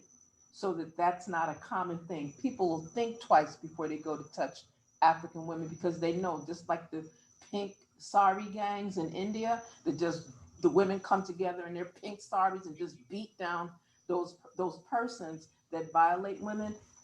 We have had that for millennia, and we just didn't call it that.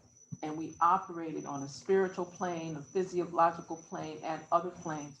So how do we restore that when we're navigating around that versation? So with that, I'd like to, and what's going to happen now is what we customarily do.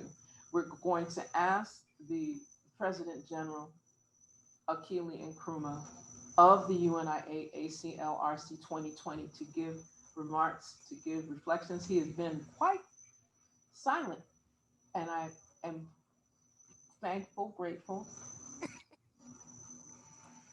even though that's how you tend to be when you know that the sister in common, you just like, I got you, I'm holding space. So I'm grateful for that. And I know we have some other brothers that are part of the UNIA ACLRC 2020. I know I saw our Minister of Communication, Baba Zama Cook. I also saw our other brother, Haru, that I make the distinction of the chef, the scientist, Haru, who's also has joined with us. I see Brother Easton.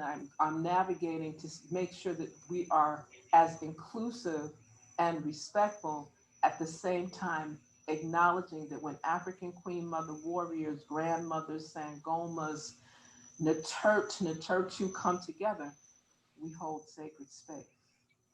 And we keep that energy because what? We are African women.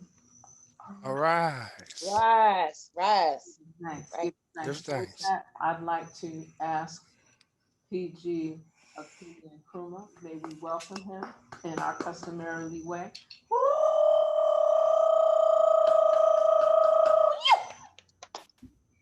Sante Sana, Sister Queens. I'm reminded of a statement I learned quite a while ago, that you can judge a nation by its women. You know, it's not by its men, but by its women. So if the women are progressing and moving forward, then the nation is moving forward.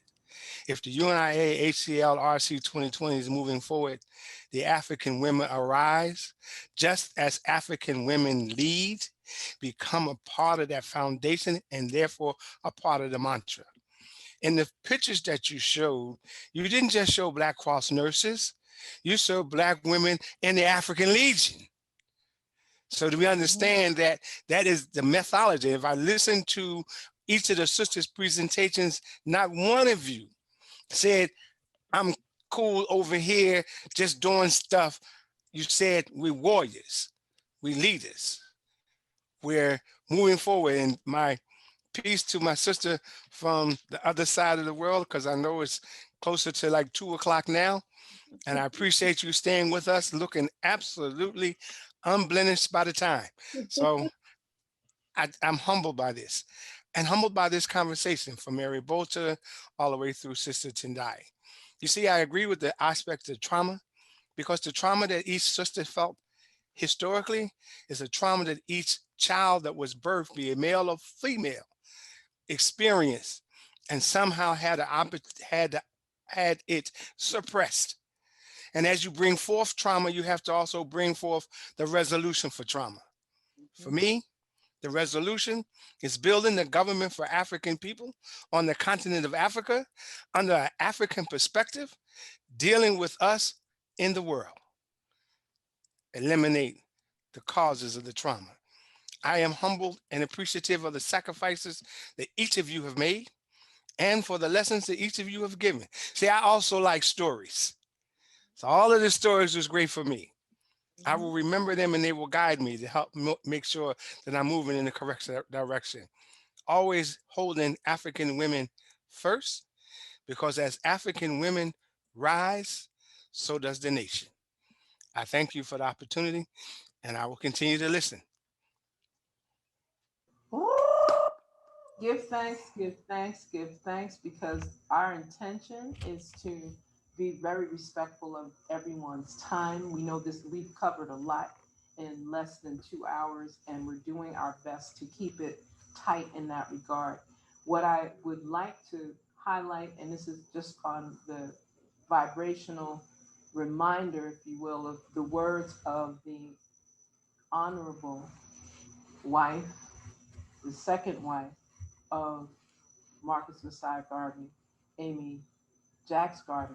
And it's a quote that has always resonated with me.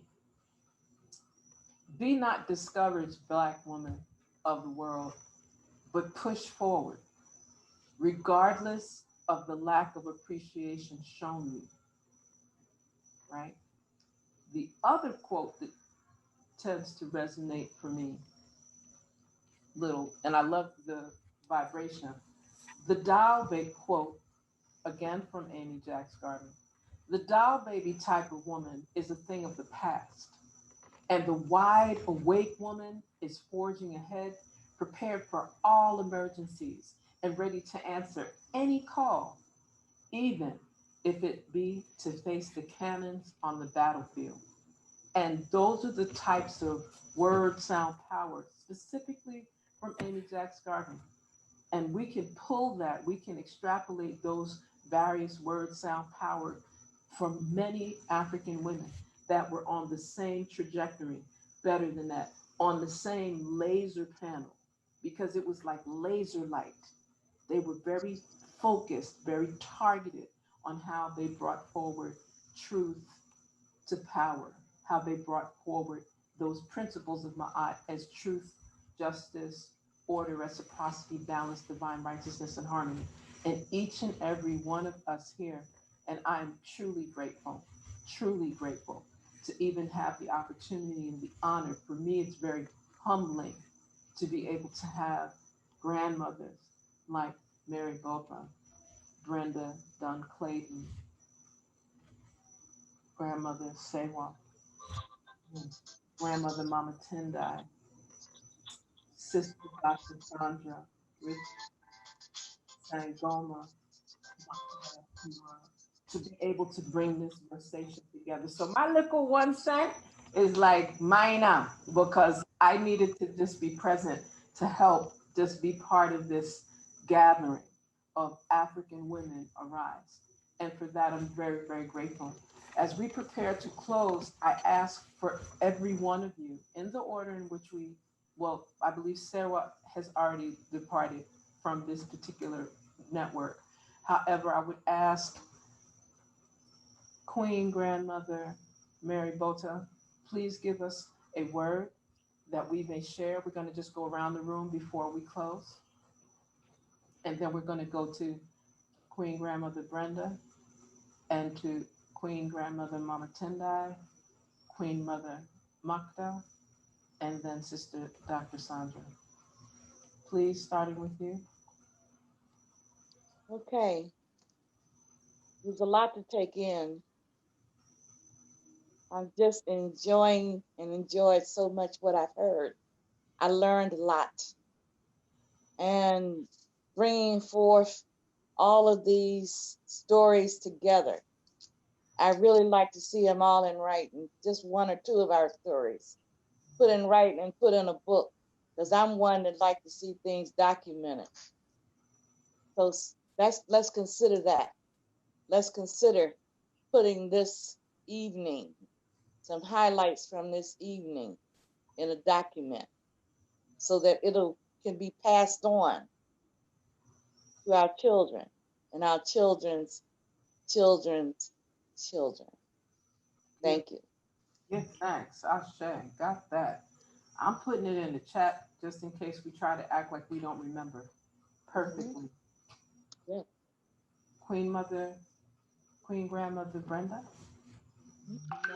Earlier, I wanted to speak of another lady, which we don't have time now, but I would like to read a poem by Iris Lucille Patterson. And it's very important because she speaks about, of course, Garvey and having been in the organization from its inception, but also she speaks to the youth. And when she wrote this, it was, back, I guess, in 1927, back during that time. And I want to share it with you if I have the time to do that, Yes. if it's okay with you. Please move forward, yes. Okay. It's in her book. It says, the title, Black Youths in the Struggle for Freedom. In this modern age of crisis, know yourselves, O youth. A battle wages as by stages, you do learn the truth. You are each your brother's keeper. All for one, one for all. Moving forward, keep together. Unity is strength, that's all. This is a cause of Black aggression, wrong struggling against right. In this stage of dire depression, we must study how to fight. Do not undermine each other in for filthy lucre's sake.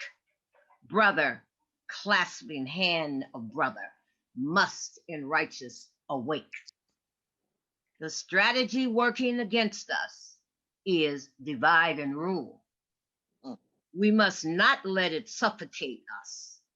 Don't be the enemy's tool.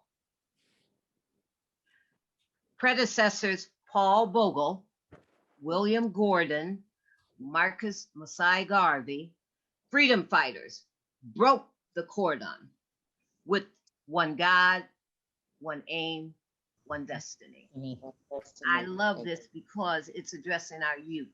And I'm accustomed, like all of us, with working with youth and of course, Sure. everyone. And I think it's very important that we have to always keep them in mind. Yes. Thank you. Give thanks. Thank you. QueenGrandMother Tendai. We were excited. That's what happens when you get excited. When Sister Brenda said that again, it made me think of Julius Nyerere, because his focus was, and his famous quote was, "The children are our future." So meaning that in order for us to perpetuate ourselves, we must prepare our youth. So I just wanted to share another little thing that in the little PowerPoint I had as I was going through some of the women, it was Ida B. Wells whose statement that I wanted to include, basically because as she was marching with the women, supposed to be as a suffragette, they wanted her to go to the back of the line, and she said she was not going to the back of the line for any white woman or anybody else, because what she carried was the responsibility not only of her womanhood, but of her entire race. So I was just saying, as women, that's where we are. We don't go without our men. We bring them along in our heart, in our spirit, in everything that we do. And in sharing the things that Mama Paula had suggested, we're reminding you that when we're talking about a new era, we're talking about birthing. The world is being rebirthed as we go through the spring equinox. So let us look at how we can birth new ideas and new things that are going to take us forward as a people. And here are some of the things that we can do to help us with our spirit, which was in my PowerPoint. Everybody here, we should be associated with at least 2 organizations, especially something that involves our youth. We should begin to work on our diets, regardless of whether you're a vegetarian or not. We can all improve the way that we eat. The other thing we need to do is to drink more water, because that will bring the electricity to our brain, which is going to help us think our way out of some of the situations that we're in and help us to be able to plan. We need to get at least 15 minutes of exercise each day, regardless of how limited it may be. And we need to set up a simple ancestor altar somewhere within our home and visit it on a regular basis, so that we can draw upon the energy and the rituals that we've talked about here and the experiences, and help us to be able to slow down and to be quiet long enough to hear what they're saying, so that we can use their wisdom in addressing our traumatic issues. And we need to do something like read something that gives you pleasure for a few minutes each day. And finally, we need to awaken in gratitude and go to bed the same way. Ashe. Ashe. Give thanks. Sister QueenGrandMother Sangoma Makeda, please. Okay. And we're gonna keep it with them, because we're gonna finish on time. We're gonna, Yeah, okay. 'cause I know Just lastly, I just have to say that I live for when humanity comes of age.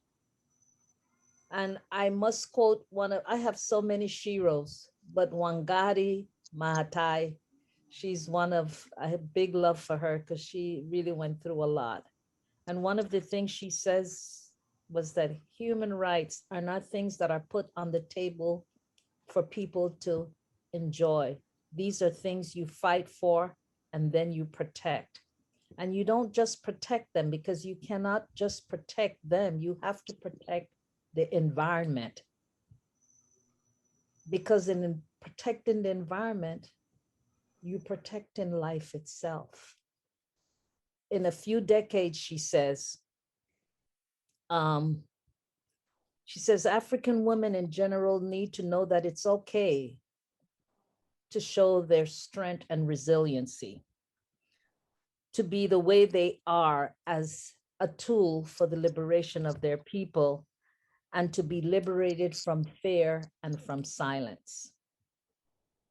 And lastly, but by no means the least of what she says, that every person who has ever achieved anything has been knocked down many times, but all of those other times they pick themselves up and they just keep going, like Harriet said. You just got to keep going. Ashe. Ashe. Give thanks. Thanks. Give thanks. Give thanks. And African Queen Mother Warrior, Sister Dr. Sandra, and I believe you would like to share something visual in addition to your reflection. Give thanks. Once again, I am completely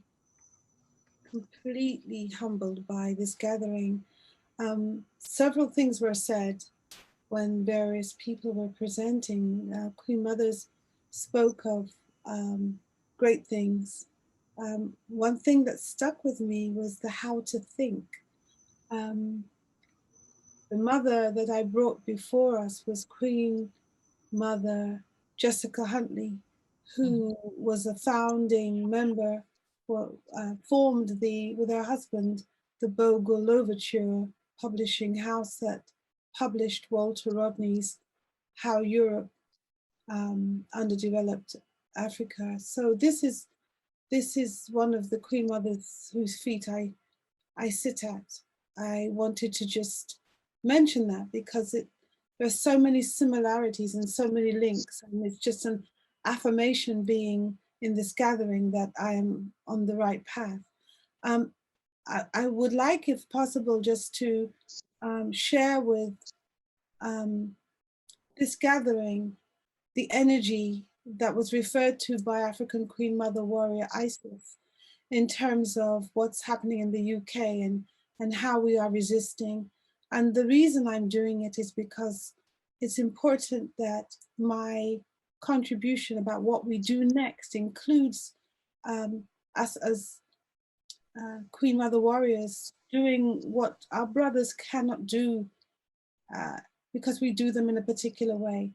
We must come before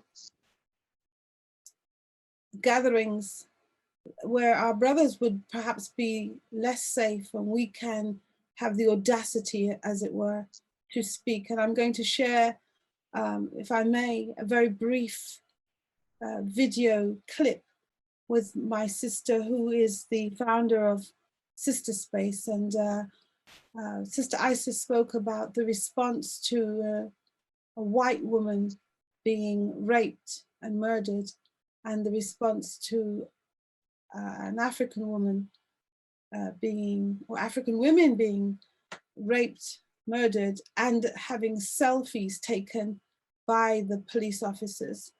And I'm just going to share very quickly a clip that my sister spoke to a gathering, and you will hopefully feel the energy of what it is that we are involved in and what we must do, continue to do going forward.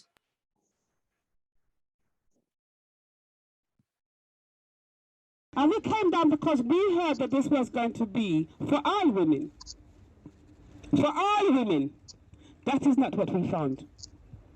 That is not what we found, because we had to picture the face of those two women that were murdered in the park. You can't even begin to imagine what their body looked like. Murdered. But Babylon thought it was appropriate to take selfies with their bodies. No, but where was the outrage? Yes. Woo. Yes. No, we have to, I'm not here for no joke, serious thing, yeah? I came out because Serwah is me. Yes. But you're clapping, but we never see you, no. I have to be truthful. Where were you? The 21-year-old that was missing since last year. Yeah. And they said that I found her and she drowned. The media didn't pick it up. Where were you? And that may have to ask you, no. Because you know something? I'm coming out out for you. Whether you come out for me or not, I'm coming out because it's the right thing to do.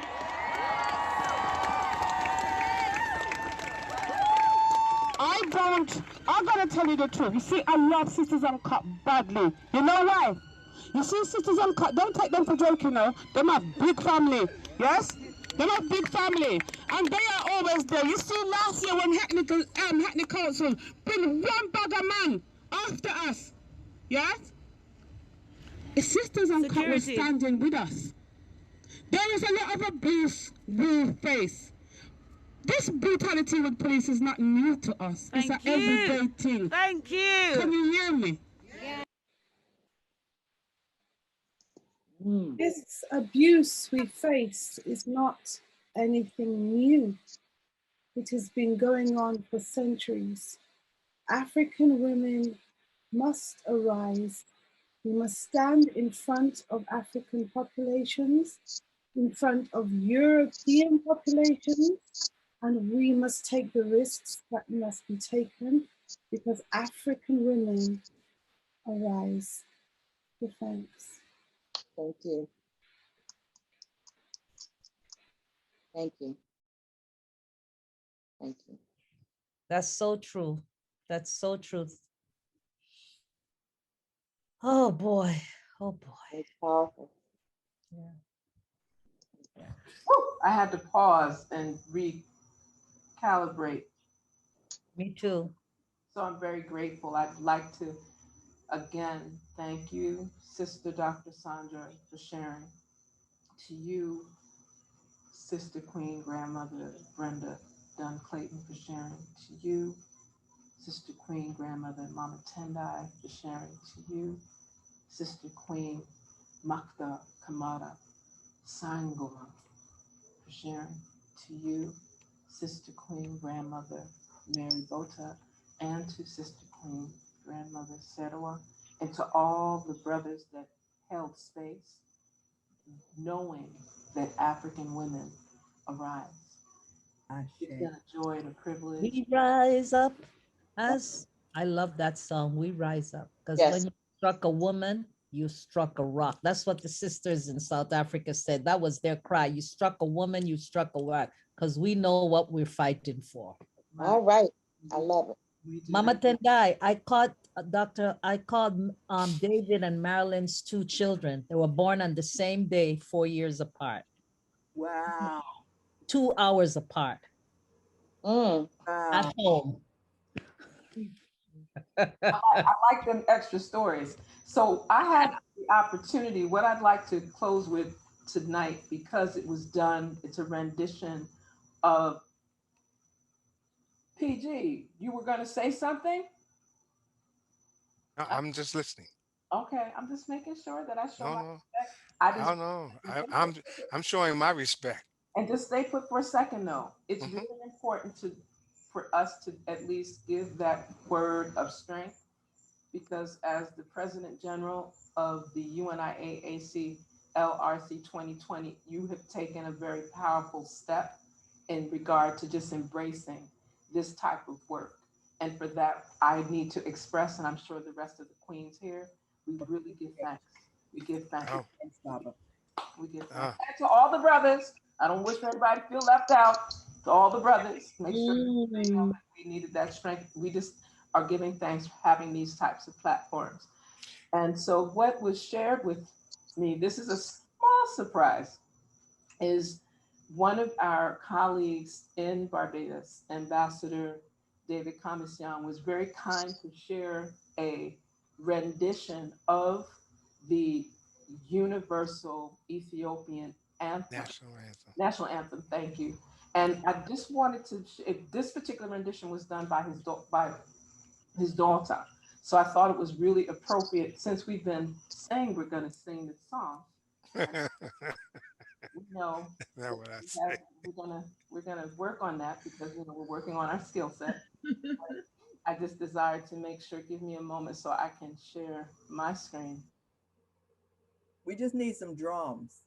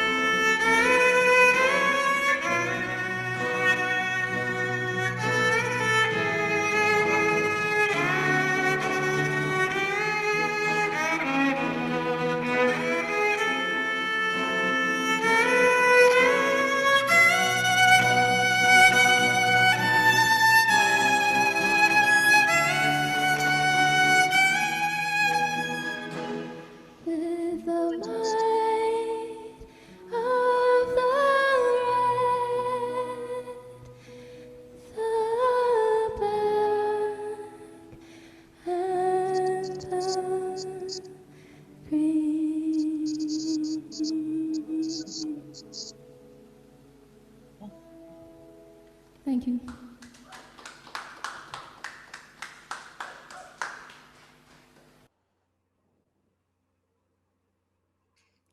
You are Beautiful. muted.